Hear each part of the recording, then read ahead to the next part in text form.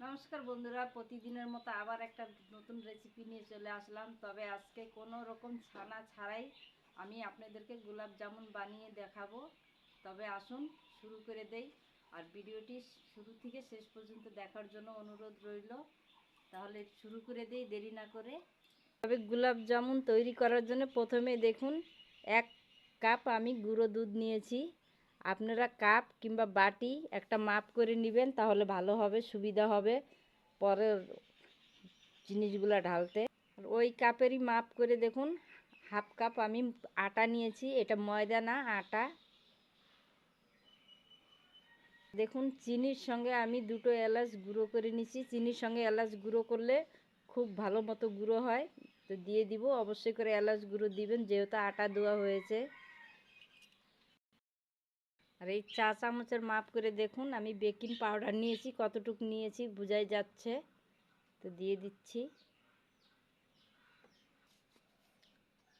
আর baking soda দিয়ে দিব, এই যে 1 চিমটি। দেখুন এই যে 1 চিমটিতে যতটুকু ওঠে অতটুকু, বেশি দেওয়া যাবে না।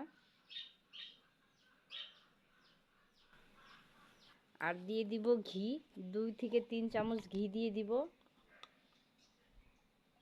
এখানে ঘিয়ের বদলে আপনারা তেলও দিতে পারেন, তবে ঘিটা দিলে ভালো হবে, খেতে টেস্ট হবে। তো আমি 2 চামচ ঘি দিয়ে দিলাম।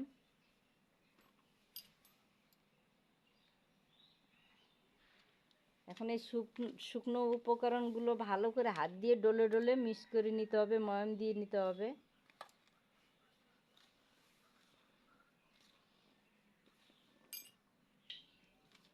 তো আমি বেশ কিছুক্ষণ ধরে ময়াম দিয়ে নিয়েছি, যে দেখুন ভালো মতো ময়াম হয়ে গেছে। ময়াম হয়ে গেলে বুঝবেন কি করে, এইভাবে হাতে মুঠ করে ধরবেন, দলা পেকে যাবে। আর এইভাবে জাতা দিলে ঝরঝর করে ভেঙে যাবে। এই যে দেখুন, এখন এটাকে মেখে নিতে হবে। তার জন্য দেখুন আমি উষ্ণ দুধ নিয়েছি, আঙ্গুল দিয়ে রাখা যাচ্ছে, এরকম গরম আছে। তো দুধটা অল্প অল্প করে দিব আর মাখবো, একবারে ঢেলে দেওয়া যাবে না।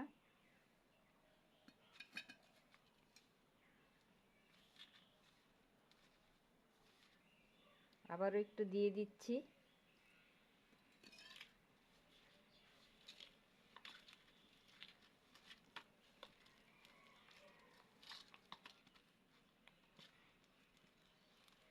এভাবে যদি আপনি গোলাপ জামুন বানিয়ে খান, দোকান থেকেও ভালো হবে।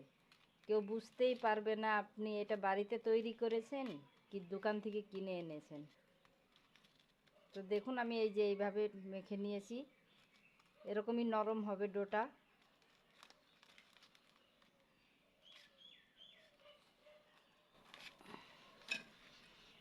কিছুক্ষণের জন্য ঢাকা দিয়ে রেখে দিব, আর হাতটা পরিষ্কার করে নিয়ে আসবো। তো হাত ধুয়ে পরিষ্কার করে আসছি। এবার আমি চিনির শিরাটা তৈরি করে নিব। যেই কাপ মেপে আমি নিয়েছিলাম, দেখুন সেই কাপ মেপে 1 কাপ চিনি নিয়েছি, দিয়ে দিলাম।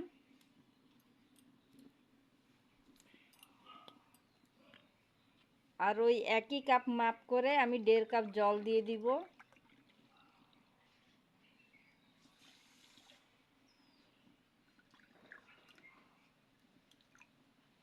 এই যে দেখুন 1.5 কাপ জল দিয়ে দিলাম। 2টো এলাচ মুখ ফাটিয়ে দিয়ে দিচ্ছি, ভালো সেন্ট আসবে।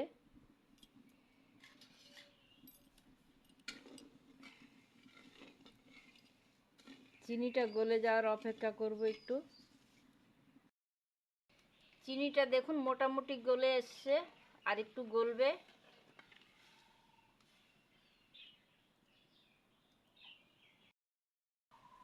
চিনিটা গলে গেছে আর রসও ফুটে গেছে। আমি জাল করব না, চিনিটা গলা মাত্রই হয়ে গেছে। এই রসটা পাতলাই রস তৈরি করেছি। এবার ঢেলে নিব।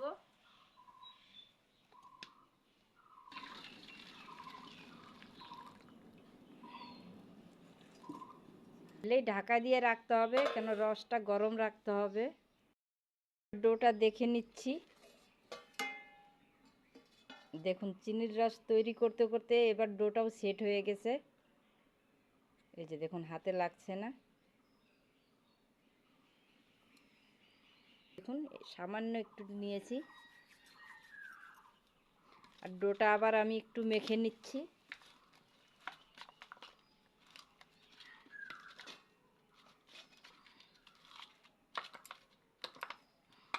দেখুন ডোটা আমি আবারও একটু মেখে নিয়েছি, এই যে সুন্দর। এই ডোর থেকে এবার লেচি কেটে নিব। পছন্দ মতো লেচি কাটবো, আপনার যেরকম পছন্দ সেরকমই কাটবেন।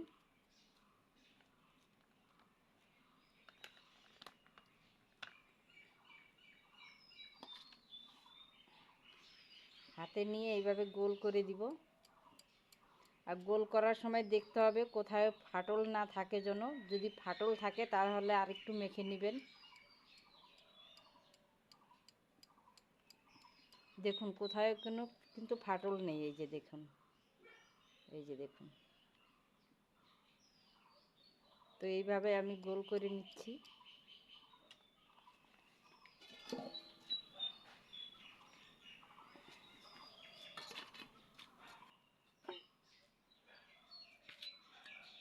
এইভাবে হাতে নিয়ে একটু মুট করে এইভাবে হালকা হালকা চাপা দিবেন, আর দুই হাতের মাঝখানে নিয়ে এইভাবে গোল করে দিবেন।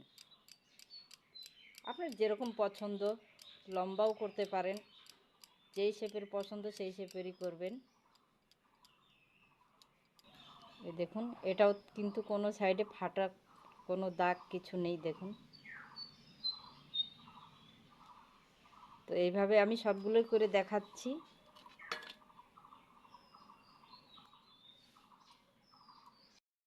তো দেখুন আমি সবগুলো তৈরি করে নিয়েছি, আর একটা ছোট হয়েছে, এই যে কত সুন্দর লাগছে দেখতে, দেখুন।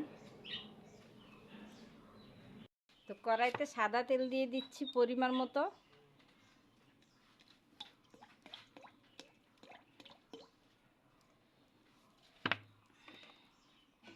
তেলটা বেশি গরম করা যাবে না, এরকম ঠান্ডা তেলেই দিতে হবে। এক একটা ছেড়ে দিচ্ছি।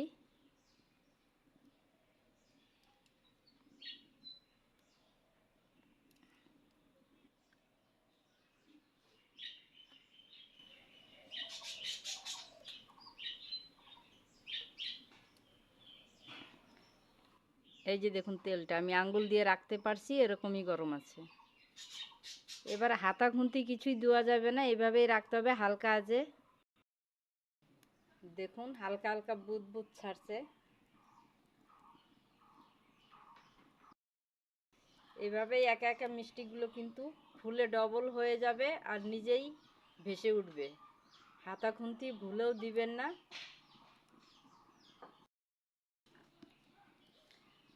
কড়াইটা ধরে এইভাবে একটু নেড়ে চেড়ে দেব।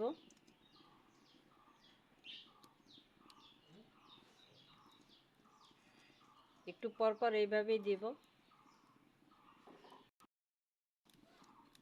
আবারও কড়াইটা ধরে একটু নেড়ে দিচ্ছি।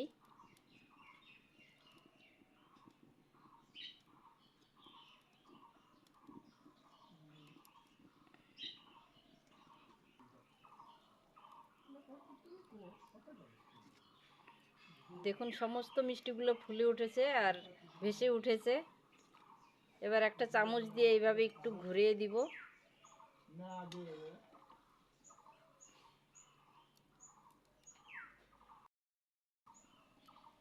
হালকা হাতে এইভাবে ঘুরিয়ে দিতে হবে একটু, যত পর্যন্ত উপরের কালার না আসছে তত পর্যন্ত হালকা হাতেই দিতে হবে। এইভাবে ফুলে কিন্তু 4 ডবল হয়ে গেছে। উনানের আঁচটা কিন্তু মিডিয়ামই রাখতে হবে, বেশি জোরে দেওয়া যাবে না। এখন আমি খুন্তি দিয়ে হালকা হালকা এইভাবে করে দিচ্ছি, তাহলে মিষ্টি ঘুরতে পারবে, চারকোনা সুন্দর কালার হবে। এইভাবে অনবরত নাড়তেই হবে, নাহলে এক সাইডে বেশি কালার হয়ে যাবে, এক সাইডে হবে না, কাঁচা থাকবে।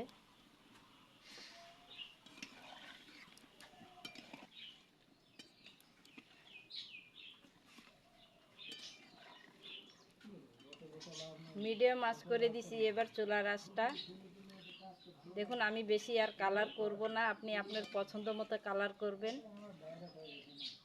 শেষের দিকে আঁচটা একটু মিডিয়াম করে দিছি, তাহলে মিষ্টিটা উঠালে তেলটা কম উঠবে ওর সঙ্গে।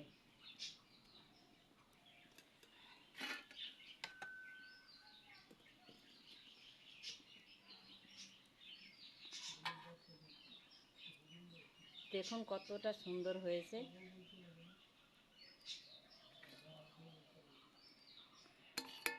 তো প্লেটে ঢেলে নিচ্ছি।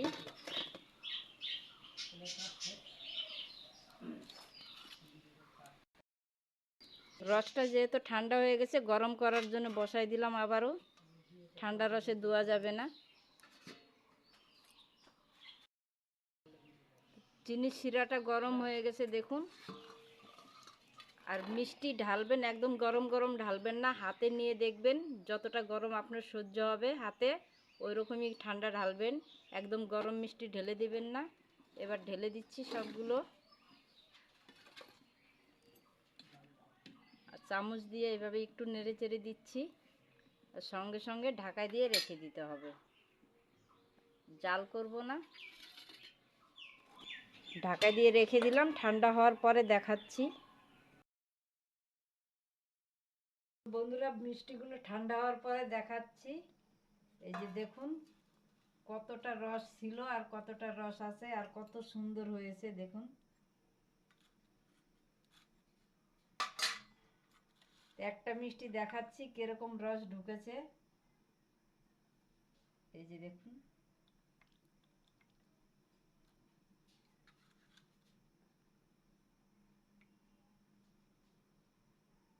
কতটা রস ঢুকেছে দেখুন, একদম দোকানের মতো। একটা মিষ্টি আপনাদেরকে কেটেও দেখাবো।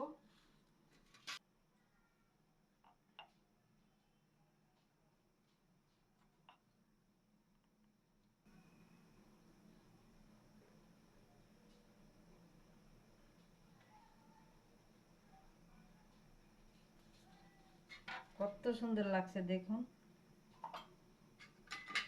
একটা মিষ্টি কেটে দেখাচ্ছি, এখান থেকে নিয়ে প্লেটে একটু রস দিয়ে দিচ্ছি। রস দিয়ে দিলে মিষ্টি খাওয়ার লোভটা আরো বেড়ে যায়।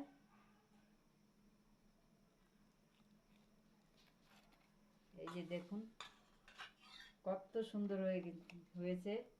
কেউ বুঝতেই পারবে না এটা দোকানের মিষ্টি কিনা কি ঘরে বানানো। দেখুন দেখেই বোঝা যাচ্ছে। এই যে দেখুন। তো বন্ধুরা, মিষ্টির রেসিপিটা দেখলেন, যদি ভালো লেগে থাকে অবশ্যই লাইক করবেন। পুরনো বন্ধুদেরকে অসংখ্য ধন্যবাদ জানাই। নতুন কোনো বন্ধু এসে থাকলে চ্যানেলকে সাবস্ক্রাইব করার অনুরোধ রইল। আজকে এইখানেই শেষ করছি। সবাই ভালো থাকবেন, সুস্থ থাকবেন।